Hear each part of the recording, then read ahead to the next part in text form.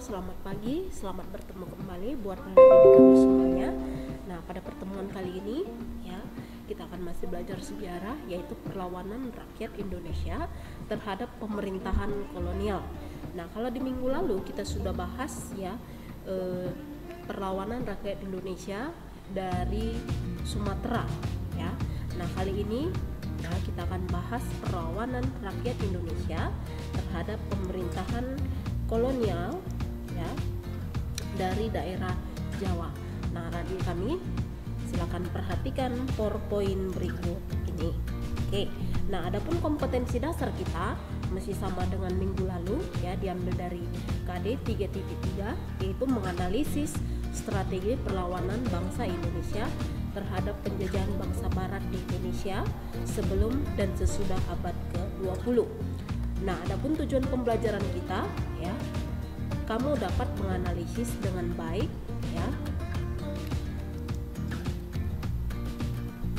dengan baik dan benar strategi yang dilakukan bangsa Indonesia dalam menentang kolonial.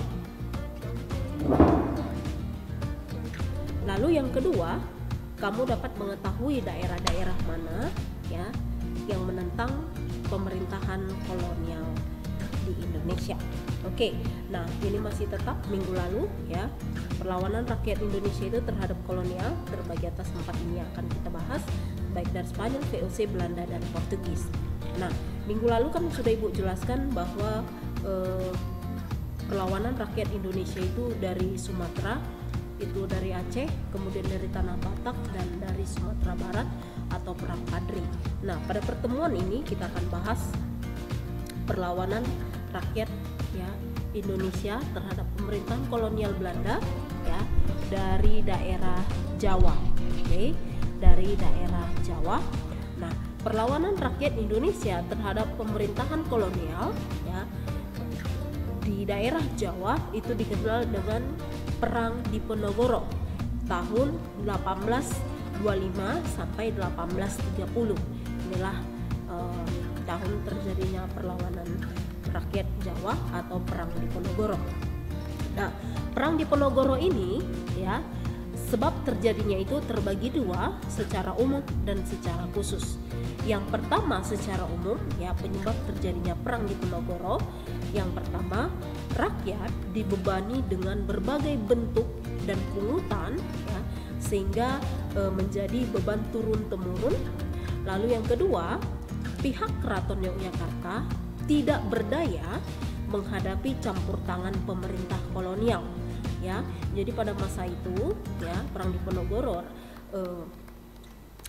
pemerintahan keraton itu ada campur tangan dari pemerintahan kolonial.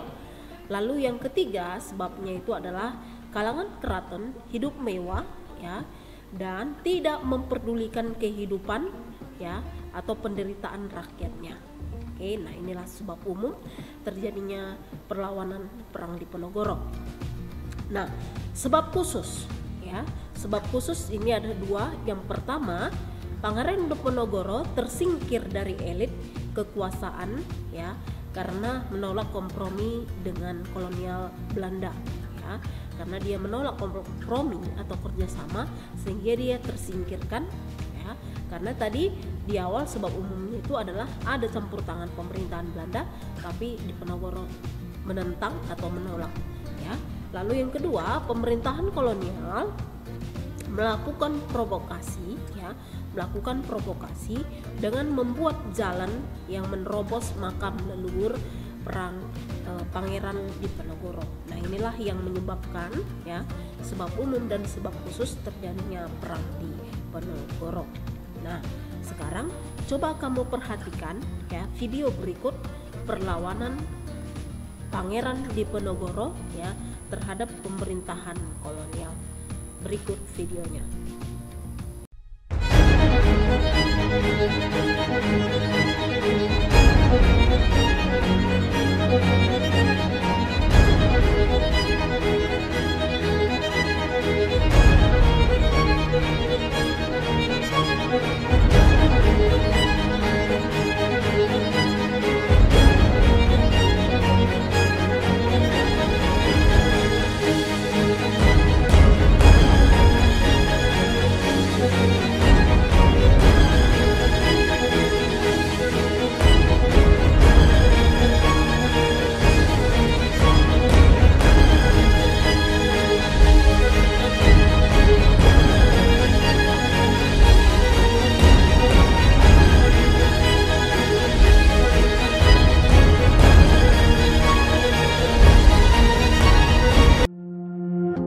Perang Diponegoro.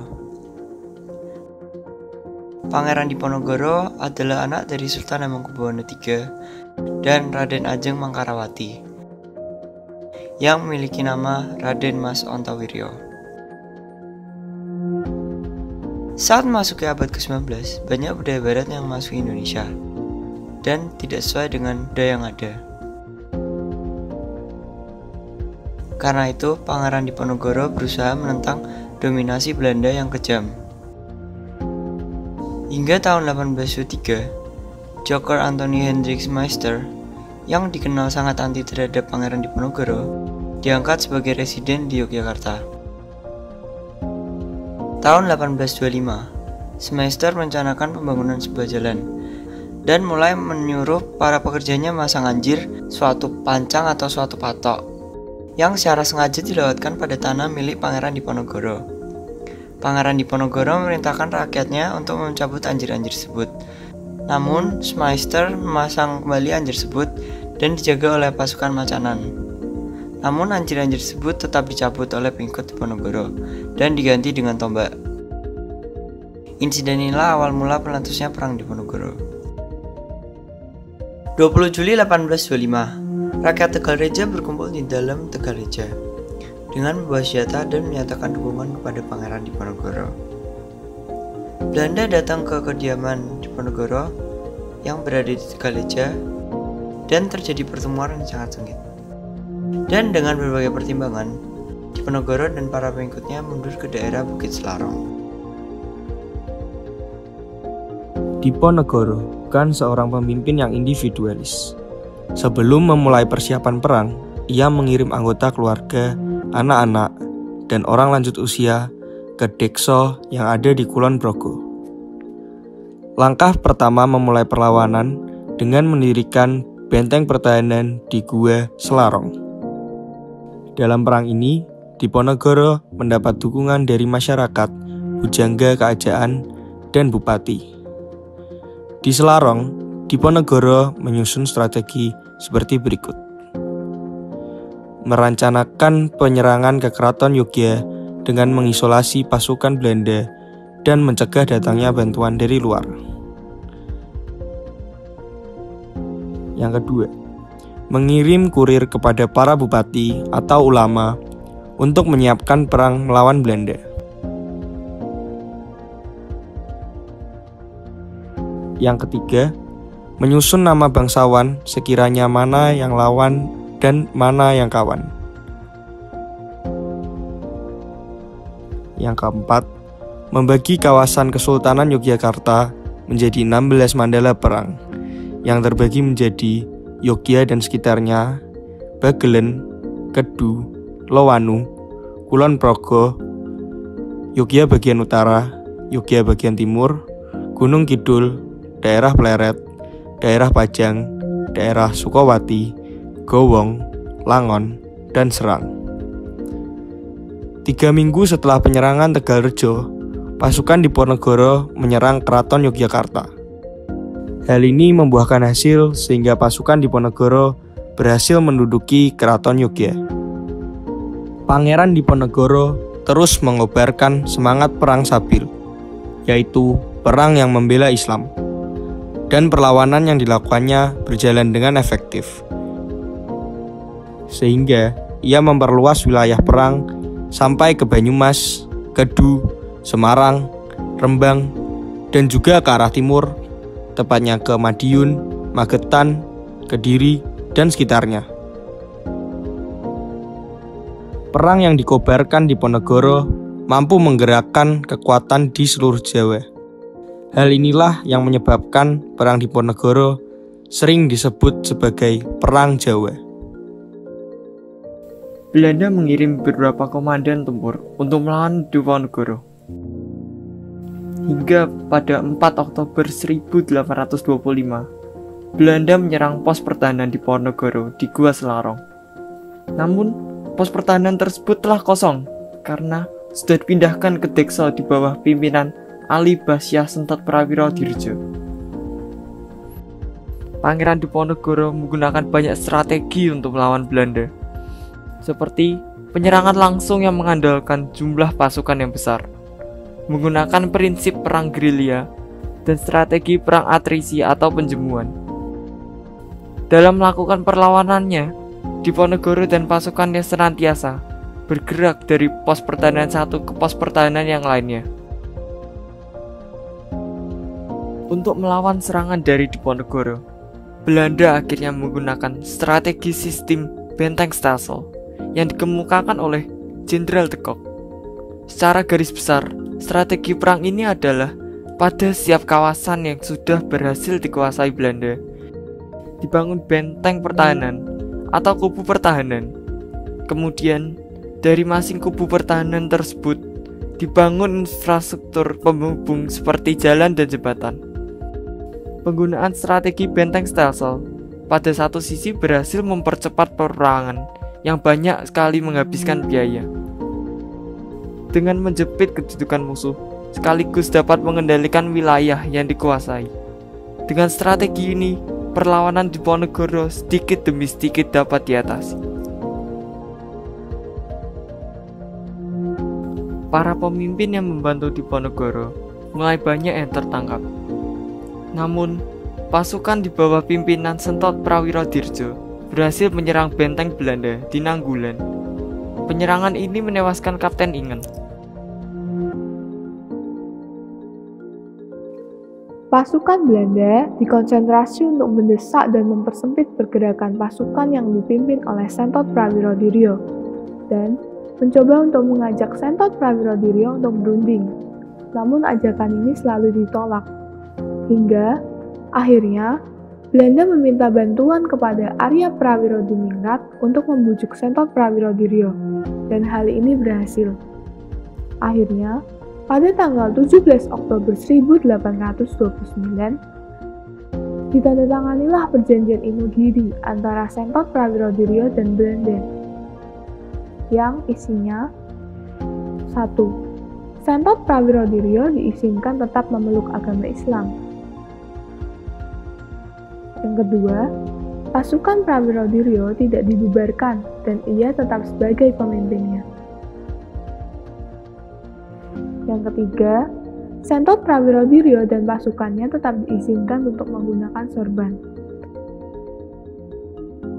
Yang keempat, sebagai kelanjutan dari perjanjian Imogiri ini, pada tanggal 24 Oktober 1829, Sentot Prawirodirjo dan pasukannya kembali ke ibu kota negeri Yogyakarta untuk secara resmi menyerahkan diri. Akhirnya, pada tanggal 28 Oktober 1830, Jenderal de Kock berhasil menjepit pasukan Diponegoro. Pangeran Diponegoro menyatakan bersedia menyerahkan diri kepada Belanda dengan syarat sisa anggota laskarnya dilepaskan. Oleh karena itu, Pangeran Diponegoro ditangkap dan diasingkan ke daerah Manado, hingga kemudian dipindahkan ke Makassar, hingga wafatnya di Benteng Rotterdam pada tanggal 8 Januari 1855.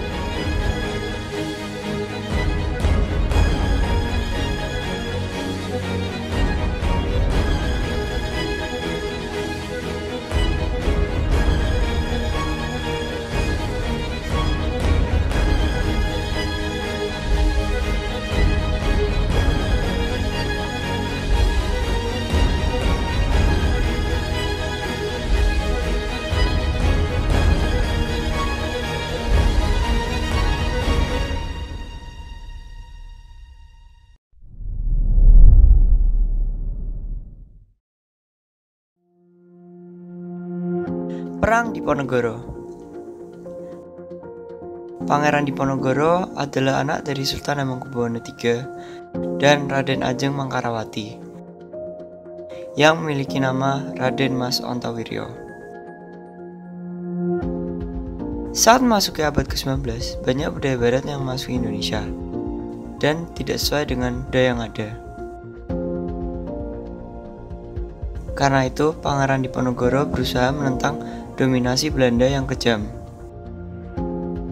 Hingga tahun 1823, Joker Anthony Hendrik Meister yang dikenal sangat anti terhadap Pangeran Diponegoro diangkat sebagai residen di Yogyakarta.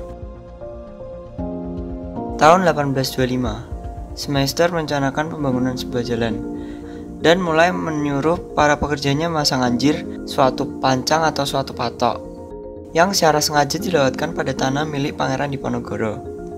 Pangeran Diponegoro memerintahkan rakyatnya untuk mencabut anjir-anjir tersebut. Namun, Meister memasang kembali anjir tersebut dan dijaga oleh pasukan Macanan. Namun, anjir-anjir tersebut tetap dicabut oleh pengikut Diponegoro dan diganti dengan tombak. Insiden inilah awal mula peletusnya Perang Diponegoro. 20 Juli 1825, rakyat Tegalreja berkumpul di dalam Tegalreja dengan membawa senjata dan menyatakan dukungan kepada Pangeran Diponegoro. Belanda datang ke kediaman Diponegoro yang berada di Tegalreja dan terjadi pertemuan yang sangat sengit. Dan dengan berbagai pertimbangan, Diponegoro dan para pengikutnya mundur ke daerah Bukit Selarong. Diponegoro bukan seorang pemimpin yang individualis. Sebelum memulai persiapan perang, ia mengirim anggota keluarga, anak-anak, dan orang lanjut usia ke Dekso yang ada di Kulon Progo.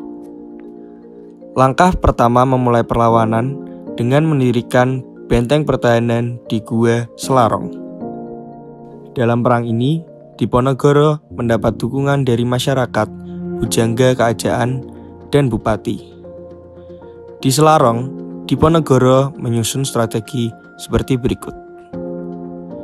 Merencanakan penyerangan ke Keraton Yogya dengan mengisolasi pasukan Belanda dan mencegah datangnya bantuan dari luar.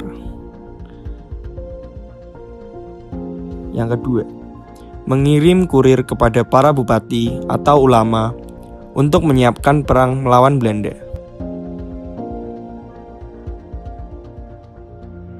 Yang ketiga, menyusun nama bangsawan sekiranya mana yang lawan dan mana yang kawan.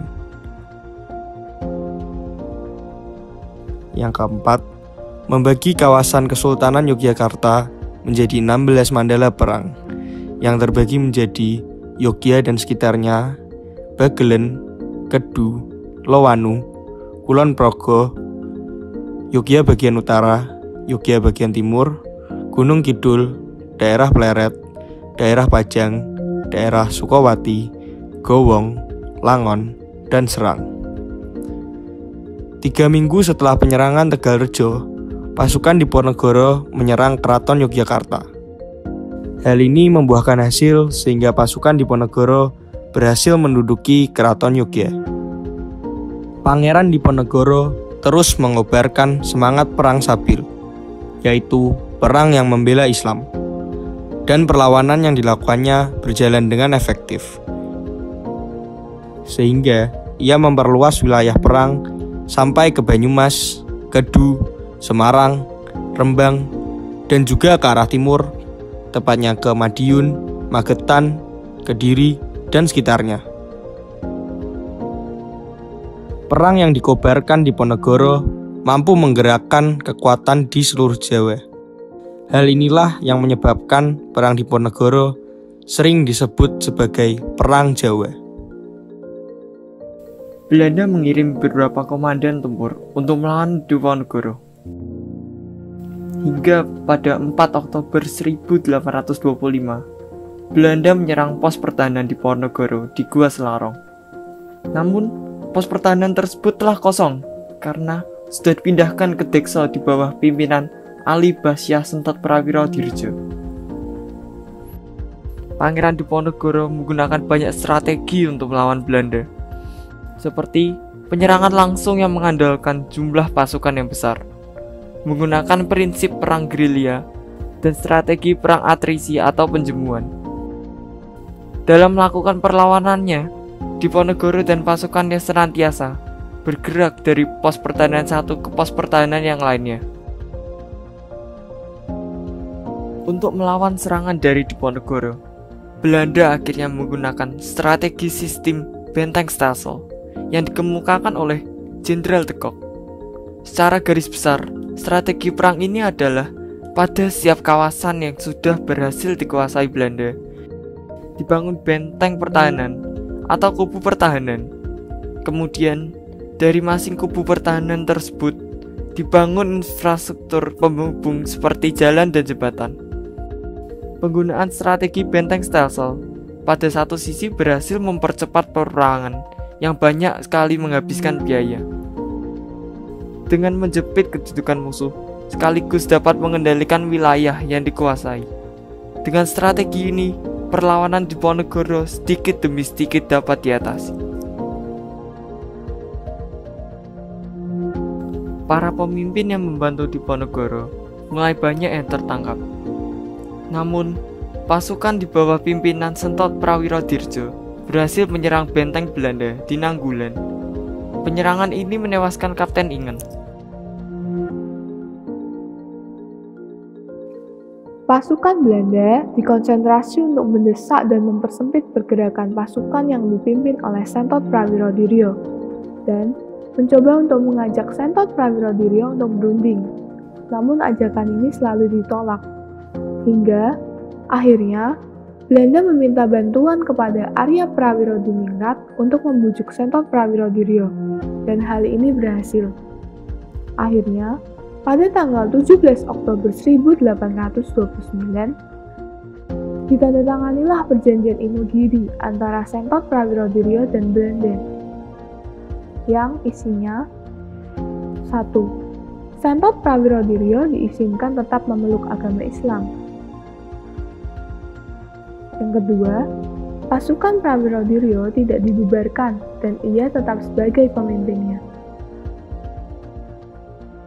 Yang ketiga, Sentot Prawirodirjo dan pasukannya tetap diizinkan untuk menggunakan sorban. Yang keempat, sebagai kelanjutan dari perjanjian Imogiri ini, pada tanggal 24 Oktober 1829, Sentot Prawirodirjo dan pasukannya kembali ke ibu kota negeri Yogyakarta untuk secara resmi menyerahkan diri. Akhirnya, pada tanggal 28 Oktober 1830, Jenderal de Kock berhasil menjepit pasukan Diponegoro. Pangeran Diponegoro menyatakan bersedia menyerahkan diri kepada Belanda dengan syarat sisa anggota laskarnya dilepaskan. Oleh karena itu, Pangeran Diponegoro ditangkap dan diasingkan ke daerah Manado, hingga kemudian dipindahkan ke Makassar, hingga wafatnya di Benteng Rotterdam pada tanggal 8 Januari 1855.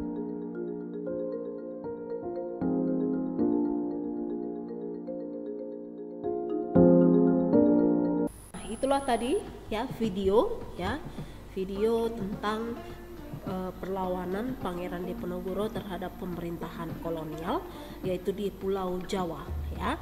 Nah, sekarang kita beralih ke Perang Bali. Oke. Nah, Perang Bali ya dilatar belakangi oleh yang pertama adanya hak tawan karang, yang mana hak ini adalah merampas perahu kapal-kapal Belanda ya. Dengan adanya hak tawan karang ini, Belanda merasa dirugikan ya, sebab ya kapal-kapalnya ya diambil oleh rakyat Bali ya. Inilah yang menyebabkan perlawanan ya atau Perang Bali yang pertama ya, karena adanya perampasan perahu atau kapal-kapal Belanda ya, atau yang disebut juga dengan hak tawang karang ya, dan Belanda merasa dirugikan oleh rakyat Bali ketika rakyat Bali merampas atau mengambil kapal-kapal hak milik Belanda. Nah, ketika rakyat Bali yang mengambil atau merampas kapal-kapal Belanda itu, ya, Belanda menginginkan supaya mengikat Bali, ya, dan untuk bekerja sama atau mau bekerja sama dalam hal politik dengan melakukan perjanjian. Ya, jadi sebenarnya ini taktik Belanda yang mereka membuat kapal-kapal atau perahu mereka itu sengaja supaya mungkin agar diambil oleh rakyat Bali, karena rakyat Bali menolak supaya mereka ada di daerah itu, ya. Lalu dengan adanya peristiwa ini, maka kesempatan untuk Belanda itu untuk mengikat Bali, ya, dengan melakukan perjanjian. Namun hal ini, ya, tidak diterima oleh rakyat Bali. Oke, nah inilah yang melatar belakangi terjadinya perang Bali. Nah, demikianlah anak didik kami, ya, perlawanan rakyat Indonesia di daerah yang pertama minggu lalu sudah gue jelaskan di Sumatera, ya, di Aceh, Tanah Batak, dan Sumatera Barat, kemudian tadi di Jawa, dan ini di Bali. Nah, ada 2 lagi, ya, dan itu nanti akan menjadi tugasmu akan ibu beritahukan di Google Classroom. Nah, demikianlah pembelajaran kita pada hari ini.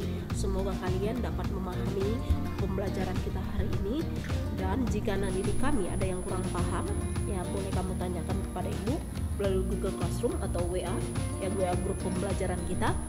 Dan ibu harap semuanya tetap semangat dan menjaga kesehatan.